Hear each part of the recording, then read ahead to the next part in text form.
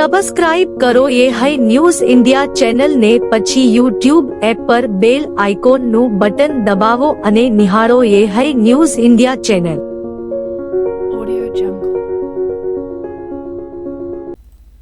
બનાસકાંઠાના પાલનપુર નજીક કુસ્કલ પાટિયા પાસે પાલનપુર ડીસા હાઈવે પર ગઈકાલે થયેલા અકસ્માતને લઈને ભારે ચર્ચા જાગી છે. આ ઘટનામાં બનાસકાંઠાના સાંસદ જ્ઞાનીબેનની ગાડીએ એક યુવકને ટક્કર મારી હોવાના ગંભીર આક્ષેપો પીડિત યુવકના પરિવારજનોએ કર્યા છે. પરિવારના જણાવ્યા મુજબ અકસ્માત સમયે સાંસદ જ્ઞાનીબેન પોતાની ગાડીમાં હાજર હતા. ટક્કર બાદ યુવક ગંભીર રીતે ઈજાગ્રસ્ત થયો હતો અને 2 થી 3 કલાક સુધી બેભાન સ્થિતિમાં રહ્યો હતો. ઘટના સ્થળે લોકો ભેગા થતા અને ફોટા વિડીયો લેવામાં આવતા સાંસદના માણસો દ્વારા તે ફોટા અને વિડીયો ડિલીટ કરવામાં આવ્યા હોવાના આક્ષેપો પણ કરવામાં આવ્યા છે. પરિવારનો દાવો છે કે અકસ્માત બાદ સાંસદ જ્ઞાનીબેન સ્થળ પર ગાડી રોક્યા વગર ત્યાંથી રવાના થઈ ગયા હતા. ઈજાગ્રસ્ત યુવકને તેમના દ્વારા હોસ્પિટલ ખસેડવામાં આવ્યો ન હતો અને બાદમાં બીજા દિવસે માત્ર સિવિલ હોસ્પિટલમાં આવી મુલાકાત લઈને જતા રહ્યા હોવાનું પરિવારજનોએ જણાવ્યું છે. ઈજાગ્રસ્ત યુવકના ભાઈ નરસાભાઈ માણસાએ જણાવ્યું હતું કે આ ઘટના બપોરે 3 થી 3:30 વાગ્યાની આસપાસ બની હતી. જે ગાડીએ મારા ભાઈની ટક્કર મારી તેમાં જ્ઞાનીબેન પણ બેઠેલા હતા. અકસ્માત બાદ તેઓ ગાડીમાંથી નીચે ઉતર્યા હતા, પરંતુ ભાઈને હોસ્પિટલ પહોંચાડવામાં કોઈ મદદ કરવામાં આવી નહોતી. બીજા દિવસે તેઓ હોસ્પિટલમાં મળીને ચાલ્યા ગયા.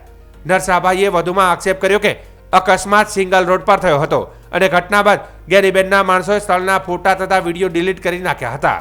હાલ ઈજાગ્રસ્ત યુવકની ગંભીર સ્થિતિ હોવાનું તેમણે જણાવ્યું છે. જો કે યોગ્ય સારવાર મળશે તો તે સ્વસ્થ થઈ જશે તેવી આશા પણ વ્યક્ત કરી છે. પીડિત પરિવાર દ્વારા પહેલા યુવકને સંપૂર્ણ અને વ્યવસ્થિત સારવાર મળે અને ત્યારબાદ સમગ્ર ઘટનાની કાયદેસર તથા નિષ્પક્ષ તપાસ કરી યોગ્ય કાર્યવાહી કરવામાં આવે તેવી માંગ કરવામાં આવી છે.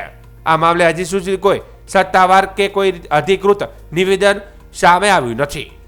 3 થી 3:30 વાગ્યા પુષ્કલ જે ઘટના બની હતી, અકસ્માત સર્જાયો, એમાં ગાડી હતી જ્ઞાનીબેનની. એમાં પોતે જ્ઞાનીબેન પણ હતા. એમાં મારા ભાઈને એક્સિડન્ટ થયો હતો. એ ટક્કર મારીને બેહોશ થઈ ગયો. 3 કલાક જેવો હોશમાં હતો. એ પણ જ્ઞાનીબેન પોતે હતા, ઉતર્યા નહીં તો સિવિલ હોસ્પિટલ ને દ્વારા નહીં ખસેડવામાં આવ્યા ને એ દિવસે તો સાથમાં કોઈ માણસ પણ મેકવામાં આવ્યો હતો. એ લોકો પછી બીજા દિવસે આવ્યા તો નહીં તો ટ્રીટમેન્ટ એ લોકોને શરૂઆત કરવાય. આજે આયા પણ લેખીને મળીને જતા રહ્યા હતા. એને કઈ કાર્યવાહી કરી નહીં. આગળની અમે હાથ ધરીશું જે કાર્યવાહી કરવાની છે. તો અકસ્માત કેવી રીતે થયો? ક્યાંની ભૂલ હતી? અકસ્માત તો એ જ્ઞાનીબેનની જે ગાડી હતી એ સિંગલ રોડ ઉપર હતી. એને બેદરકારીના કારણે અકસ્માત સર્જાયો હોય. એ અમે જોઈ તો છોકરાને પણ વિડીયો પણ બનાવ્યો તો જ્ઞાનીબેને વિડીયો પણ એ લોકોને ડિલીટ કરાયા, ફોટા પણ ડિલીટ કરાયા ઉતરીને. એવું કહેવામાં આવે છે. અત્યારે તો થોડી બહુ ખરાબ છે, લેકિન જો સારવાર થઈ જાય તો હશે. શું માંગવા તમારે? તમારે શું માંગ છે? તમારે શું માંગ છે? हमारी जो ट्रीटमेंट में मेरा भाई ठीक है, अच्छा हो जाएगा ना तो ठीक है. इससे मेरा नाम है मानसा नरसाभाई. ગુજરાતભરમાં પત્રકારોના હિત અને એકતાને મજબૂત બનાવતું પત્રકાર એકતા પરિષદનું સંગઠન સક્રિય રીતે કાર્યરત છે. સમગ્ર રાજ્યના 33 જિલ્લાઓ અને 250થી વધુ તાલુકાઓમાં પત્રકારોની કારોબારી સાથે કાર્યરત આ સંગઠનમાં હજારો પત્રકારો જોડાયેલા છે. રાજ્યભરના તમામ 33 જિલ્લાઓમાં પત્રકાર મહાઅધિવેશન સફળતાપૂર્વક યોજાઈ ગયા બાદ આજે ગુજરાતનું 34મું મહાઅધિવેશન વાવ થરાદ જિલ્લાના મુખ્ય મથક થરાદ ખાતે યોજાયું હતું. આ મહાઅધિવેશન થરાદના માર્કેટયાર્ડના હોલ ખાતે અધ્યક્ષ શંકર ચૌધરીના અધ્યક્ષસ્થાને યોજાયું હતું. કાર્યક્રમમાં પત્રકાર એકતા પરિષદના પ્રદેશ અધ્યક્ષ લાભુભાઈ કાતરોડિયા સહિત ગુજરાત પ્રદેશ પ્રમુખ, મહામંત્રી, મંત્રીમંડળના સભ્યો, આઈટી સેલ, મહિલા વિંગના હોદ્દેદારો, ઝોન પ્રભારી, જિલ્લા પ્રમુખ તથા રાજ્યભરના અનેક પત્રકાર મિત્રો મોટી સંખ્યામાં હાજર રહ્યા હતા. આજના કાર્યક્રમ અંતર્ગત વાવ થરાદ જિલ્લાના નવા કાર્યકારી પ્રમુખ તરીકે હાજાજી રાજપૂતની નિમણૂક કરવામાં આવી હતી. સાથે જ તેમની સંપૂર્ણ ટીમની પણ જાહેરાત કરવામાં આવી, જેને ઉપસ્થિત સૌએ અભિનંદન પાઠવ્યા હતા. મહાઅધિવેશનમાં ખાસ મહેમાન તરીકે પૂર્વ જિલ્લા ભાજપ પ્રમુખ ગુમાનસિંહજી ચૌહાણ, થરાદ એપીએમસીના ચેરમેન શૈલેષભાઈ પટેલ, પૂર્વ ધારાસભ્ય ગુલાબસિંહ રાજપૂત, થરાદ રાજપૂત સમાજના પ્રમુખ ડીડી રાજપૂત, પથુસિંહ રાજપૂત, જગદીશસિંહ પરમાર સહિત વાવ, થરાદ, બાબર, દિયોદર, સોયગામ, લાખણી રાહ અને ધણેધર તાલુકાઓના પત્રકાર મિત્રો હાજર રહ્યા હતા. કાર્યક્રમ દરમિયાન પત્રકારોના હક, સુરક્ષા, એકતા અને સંગઠનને વધુ મજબૂત બનાવવા અંગે વિસ્તૃત ચર્ચા કરવામાં આવી હતી. અંતે મહાઅધિવેશન સફળતાપૂર્વક પૂર્ણ થયું હતું અને સંગઠનને નવી દિશા તથા ઉર્જા મળી હોવાનો પત્રકારોમાં પ્રતિભાવ જોવા મળ્યો હતો. વાવ, થરાદ જિલ્લાના ધણીધર તાલુકાના તળાવથી ચોથા નેસડા સુધીના સિંગલ પટ્ટી ડામર રોડના કામમાં ગંભીર બેદરકારી સામે આવ્યું છે. રોડ પર જરૂરી ડામરનો છંટકાવ કર્યા વિના જ સીધું જ મટીરીયલ પાથરી દેવામાં આવતા કામની ગુણવત્તા પર મોટો પ્રશ્ન ઊભો થયો છે.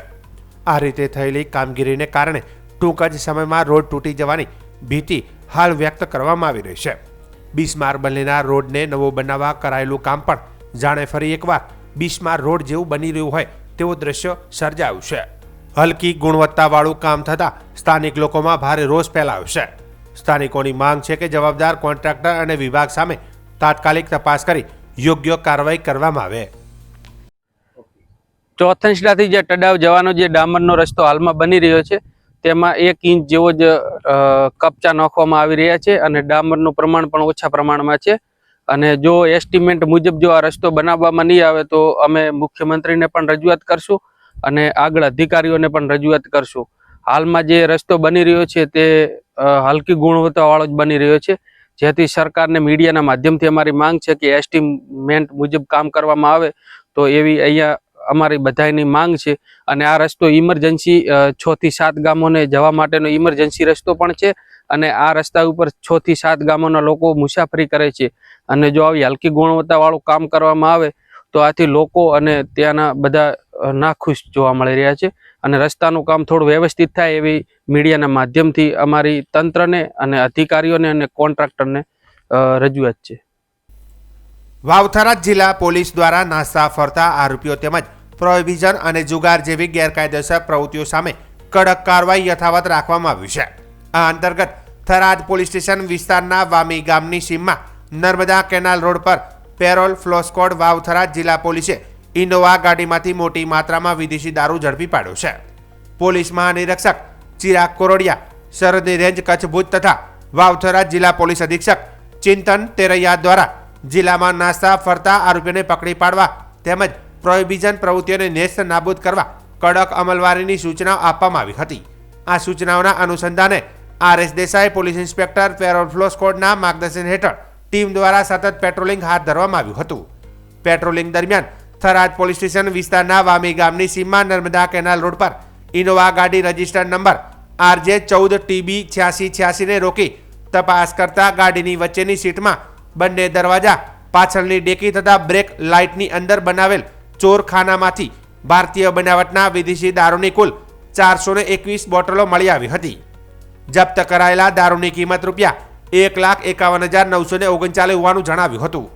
પોલીસે દારૂનો જથ્થો, ઇનોવા ગાડી, મોબાઈલ ફોન સહિત કુલ 8,61,939નો મુદ્દામાલ કબજે કર્યો હતો. તપાસ દરમિયાન દારૂની હેરાફેરી કરતા ચાલક તથા તેની સાથેનો એક ઈસમ ઝડપાઈ ગયો હતો. આ ઉપરાંત માલ ભરાવનાર તથા મંગાવનાર સહિતના તમામ આરોપીઓ વિરુદ્ધ થરાદ પોલીસ સ્ટેશન ખાતે ધી પ્રોહિબિશન એક્ટ હેઠળ કાયદેસરની કાર્યવાહી હાથ ધરવામાં આવી હતી. જેમાં પકડાયેલા આરોપીઓના નામ લક્ષ્મણસિંહ મદનસિંહ જાતે રાજપૂત, હિંમતસિંહ ડુકમસિંહ જાતે રાજપૂત, રહે દેખાવાસ, તાલુકો આડોર, જિલ્લો જાલોર, રાજસ્થાનવાળા ને પકડી પાડવામાં આવ્યા હતા.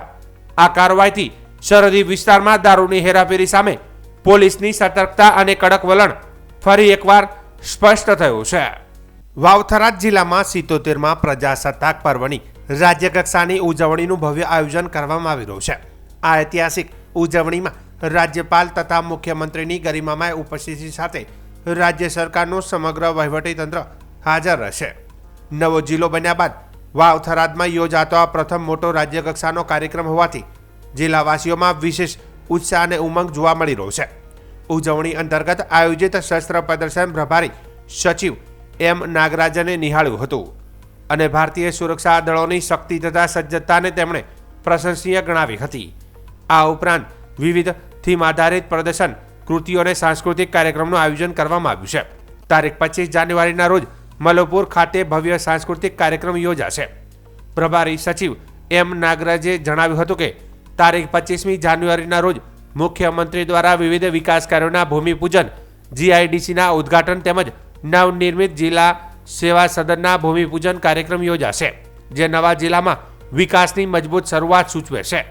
આ ઉજવણી વાવ, થરાદ, સુઈગામ સહિત અંતરિયાળ અને સીમાડા વિસ્તારોમાં આરોગ્ય, શિક્ષણ, ઉદ્યોગ અને રોજગાર, યુવા વિકાસ અને ખેતીવાડી ક્ષેત્રે વિકાસને નવી દિશા આપશે.